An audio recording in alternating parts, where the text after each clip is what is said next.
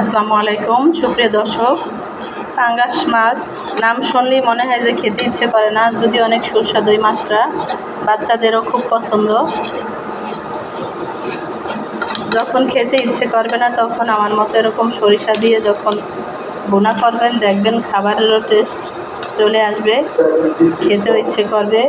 আর এই সরিষা দিয়ে পাঙ্গাসটা সবাই পছন্দ করে। সরিষা দিয়ে পাঙ্গাসটা ভুনা করলে পাঙ্গাস মাছটা সবাই পছন্দ করবে। বাচ্চাদেরও রুচি মতো হবে, যেহেতু কাটা কম।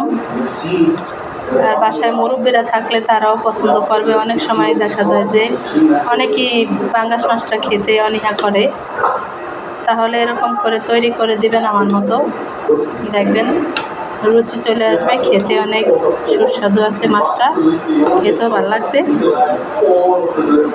আর যদি আমার খাওয়াটা রান্নাটা দেখে কারো লোভ মনে হয়, লোভ লাগে, তাহলে সবাই আমন্ত্রিত।